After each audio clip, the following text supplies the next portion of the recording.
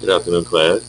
This presentation is entitled How Modern Technology Has Transformed Notions and Rituals of Dating and Romance in Modern Society. In this presentation, we're going to be discussing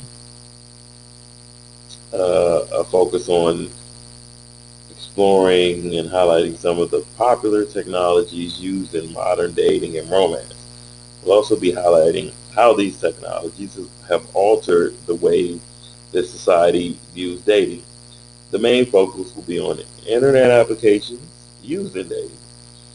We will be highlighting and illustrating some of the more popular applications and pointing out how these applications are now customized to appeal to many different demographics. Additionally, we're going to address other areas in the custom dating field and how these customs of dating have been created as a result of the technology. We will also point out some of the dating customs or rituals that have been abandoned or fallen out of popular favor due to technology. I apologize in advance for the static in the microphone. I can't seem to fix that, so bear with me. It gets better. Our first section is entitled Computer Love. I have a little accompanying music for that.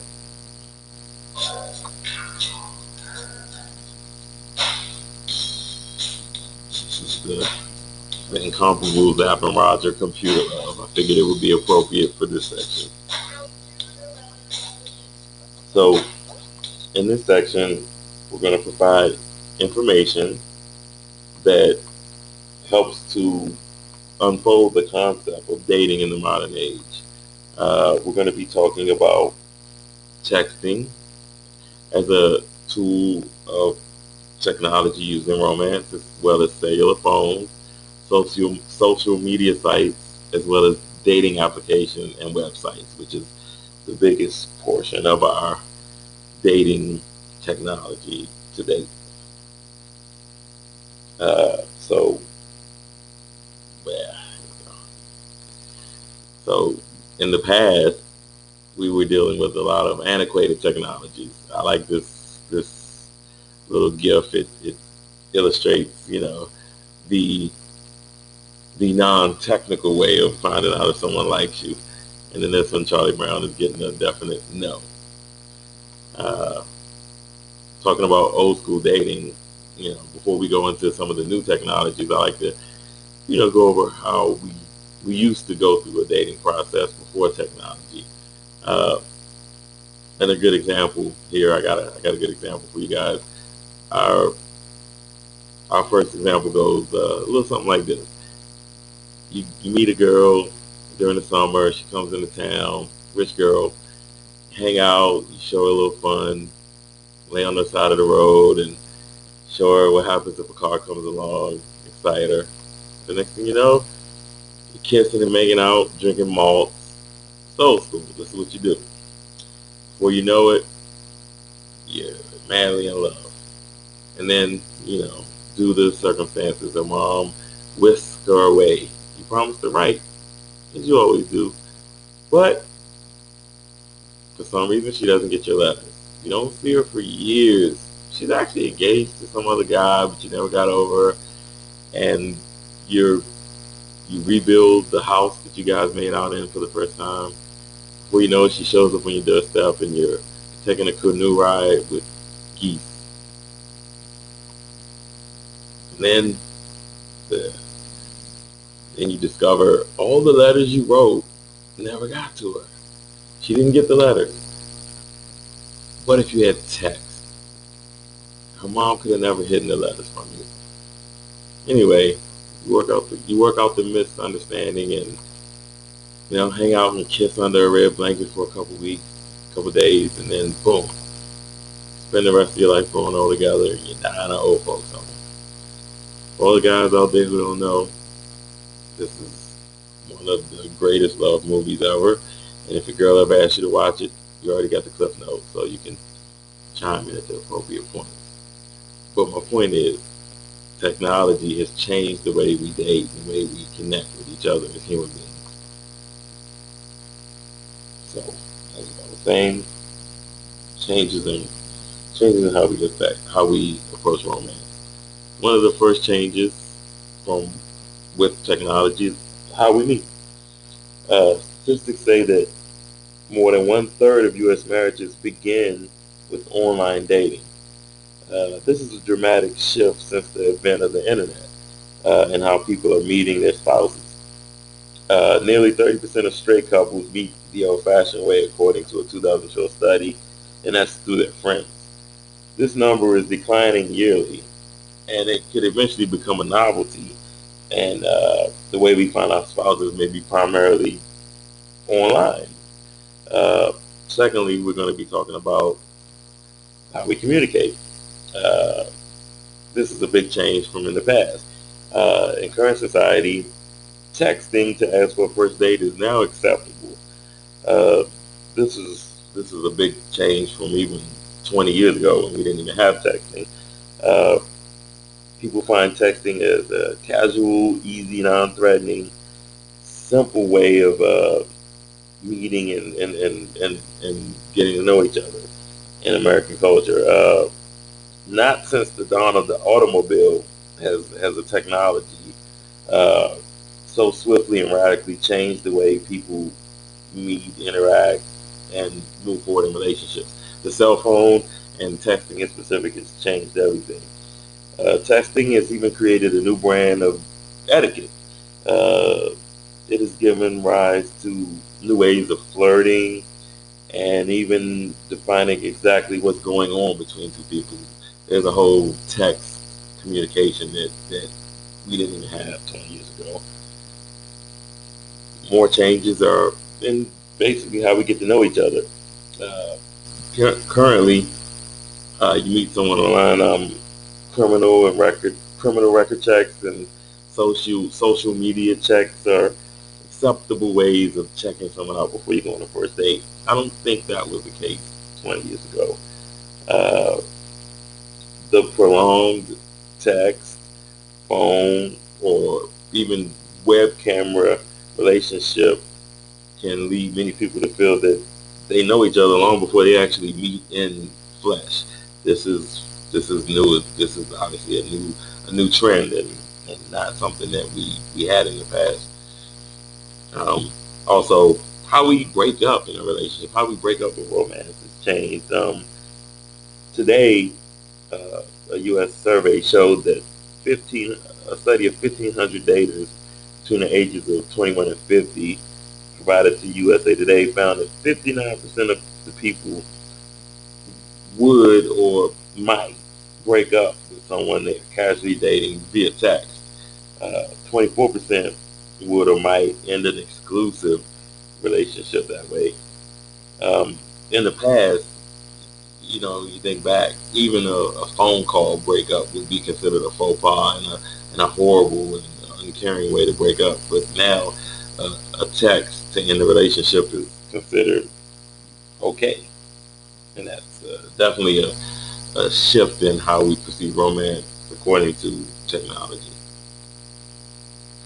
Now we move on to our second chapter, which is dating in the modern age.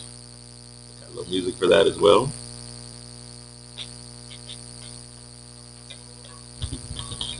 It's a little Smokey Robinson cruising. Nice old school song that just illustrates how far things have changed.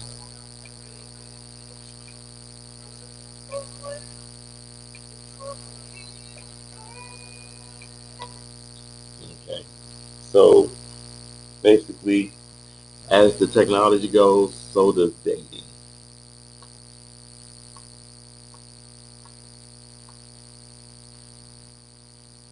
Much like the automobile, the internet has changed dating.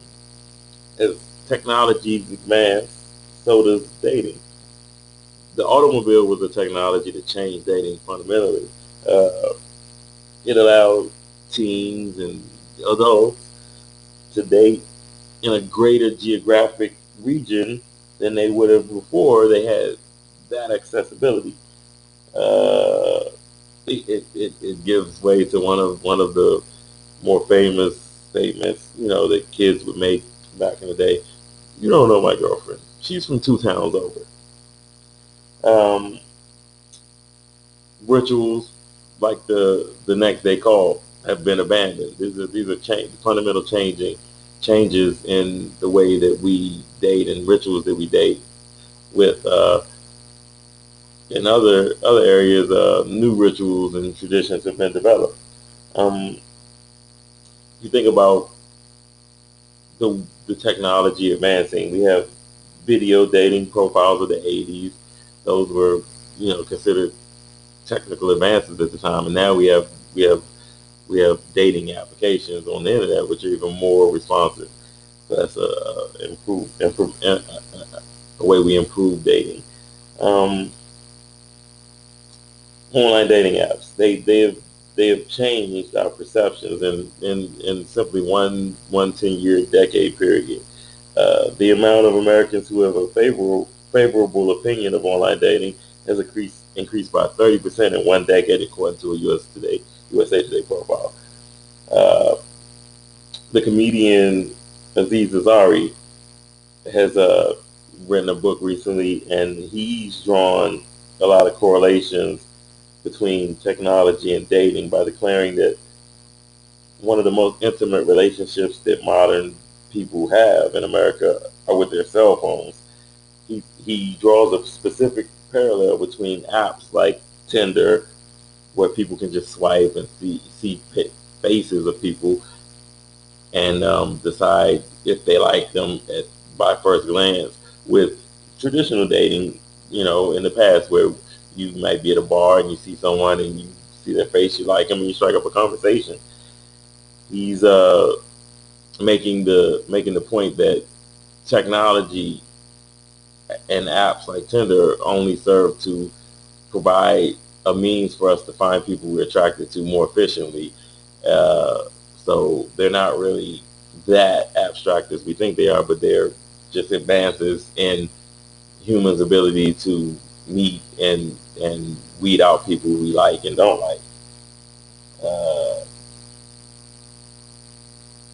we want to we want to talk about how technology has changed everything. It gets given us a broader pool of people to date, where you don't just date people that are in your area. You don't just you don't just date someone that's in your town or even one town over. You can date someone that's across the country or across the world, and applications provide that ability. So technology has changed everything, and we've added a lot of new rituals to our dating just because of technology. Uh, Chapter 3, global apps. Got a little song for global love as well.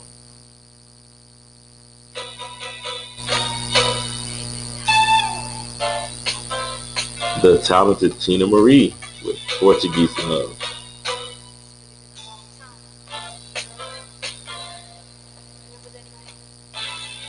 So in this section, we're going to look into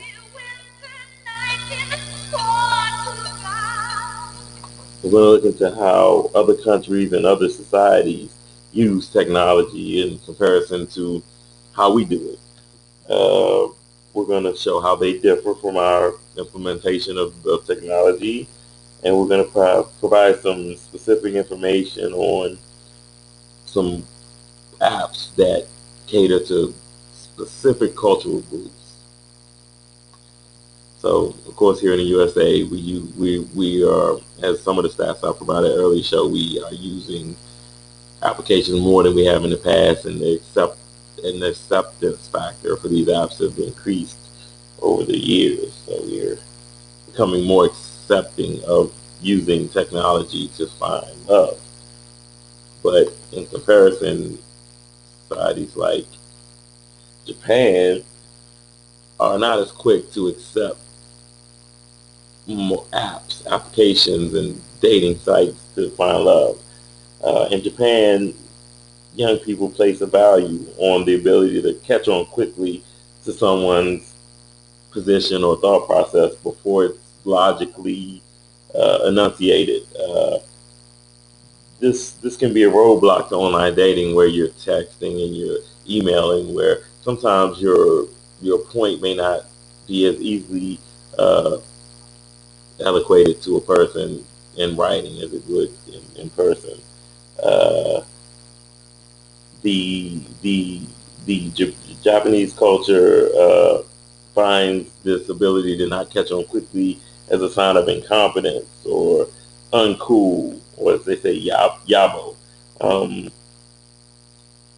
Technology is making inroads in Japan, but the more traditional ways that young Japanese people meet people, such as blind dates or gokon, as well as the time-honored mediated introductions or omami, are still the preferred method of meeting in those countries.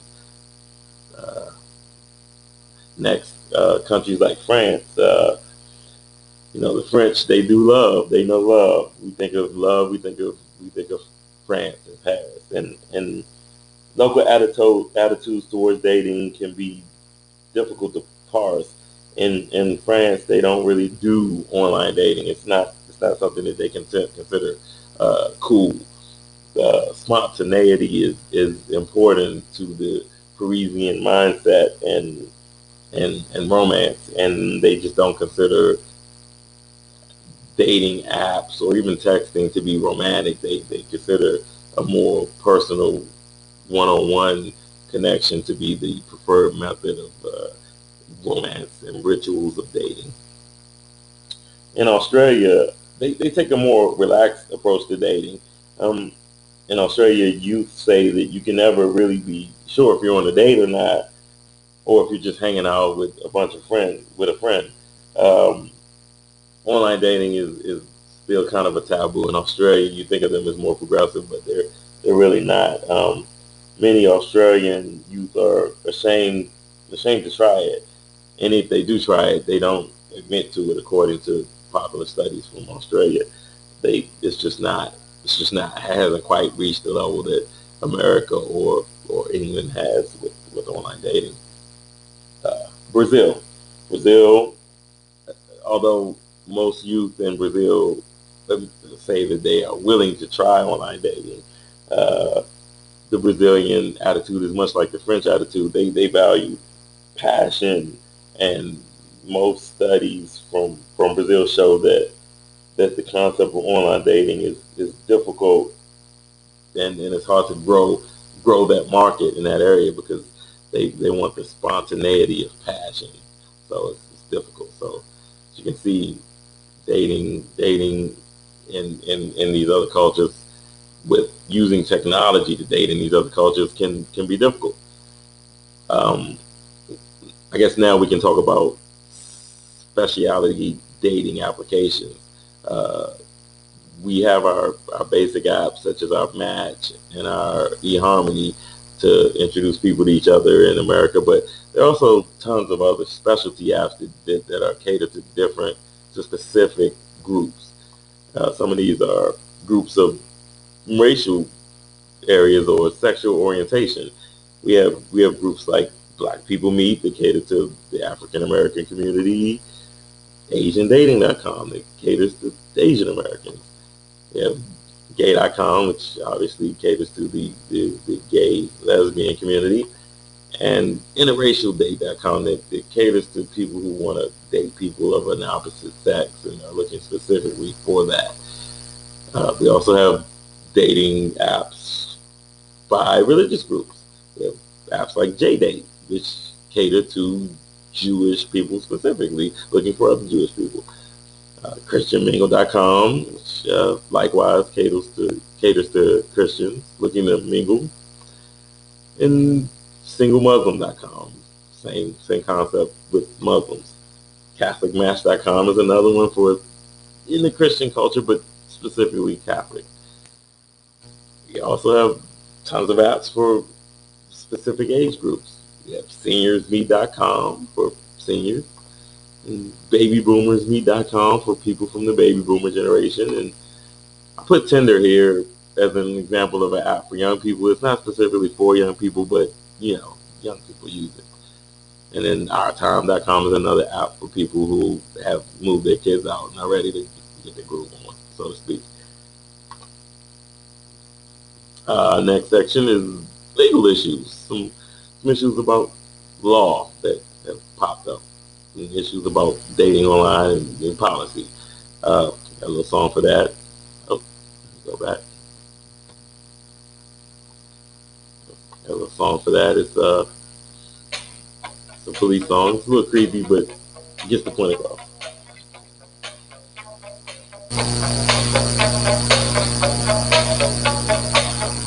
So in this section, when you talk about, like I said, policies and some legal ramifications of online dating and how that has been added into the technology.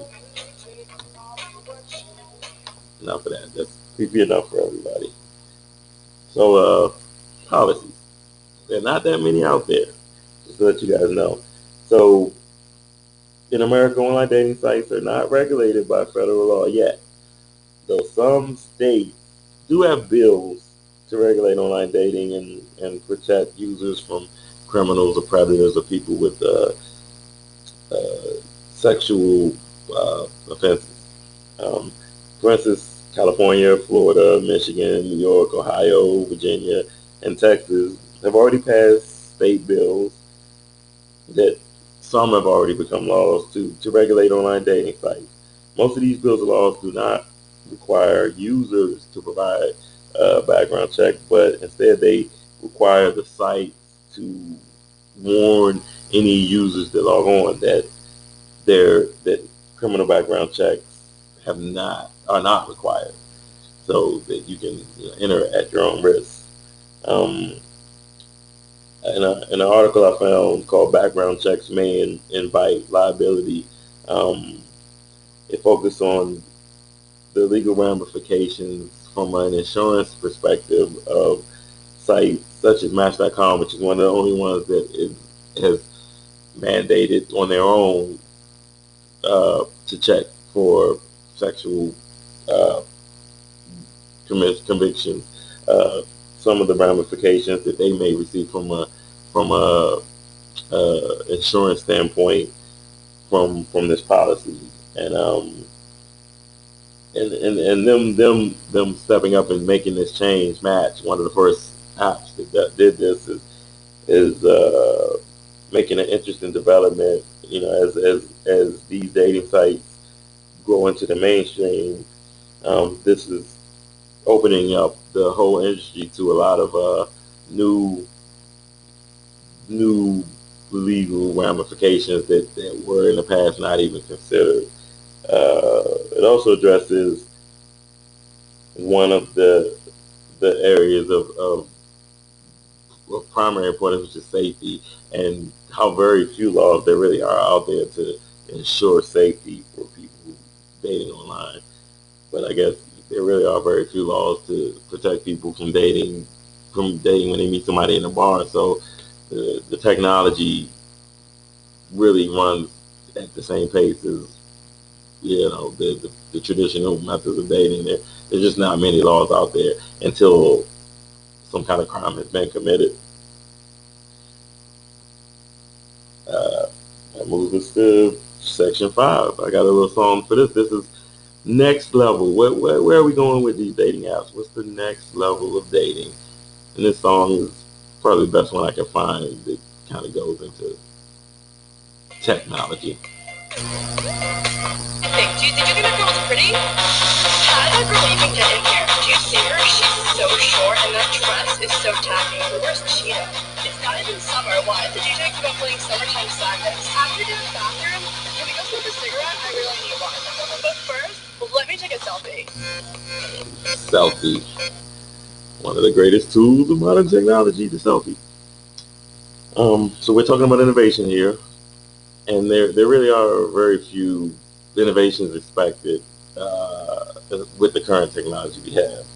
Uh, we when we look at dating, we have our traditional means of dating, which is before internet, meeting at bars, meeting through friends, uh, means like this. And while many people still prefer traditional dating methods, the growing amount of people seem comfortable using online social tools, uh, new online dating, uh, to search for love.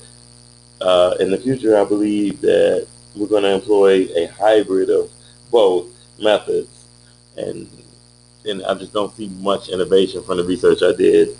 Basically, until another jump in technology and communication comes around, and we receive a big innovation in the way that we communicate, uh, romance technology just it runs parallel with communication technology, and the art of hooking people up with other people are going to be limited to the current technologies we have. But who knows? With any luck, in another 20 years, we'll have Star Trek transporters, and we'll be beaming dates right into our living room. Uh, that actually sounds kind of creepy. So yeah, we'll just go with not many advances. So just statistically, to talk about more statistics, stats show that about 2.2 million people get married each year. Um, some of the polls that I found, my research showed that one third of the people in this past year had met online. That equals out to about 660,000 people a year. So a significant amount of our society are using technology to meet, find romance, and eventually get married. So that's significant. It shows how far we've come. A good example of this is this lovely lady. She went online and found a guy online, and after a couple months, they began dating. And as you can see, that's me. So, yeah, after uh, 12 months of dating, they decided to get married. And a year and a half after knowing each other, they tied the knot. And right after their first anniversary, they had their first kid. Look at that cute guy. And I don't have a picture for it now, but coming up on the second anniversary, August 11th, they are expecting their second kid. He'll be here sometime in December. So, as a personal testament, online dating can lead you to find people you never thought you would find. This lovely young lady lived 30 miles away from me in the DC area, and I probably would have never ran into her if it wasn't for online dating. So, applications do help you to find people with similar values and aspirations and find love. Here's our bibliography, guys, and I hope you enjoyed the presentation. I hope the sound didn't ruin it too bad for you, but thank you for watching.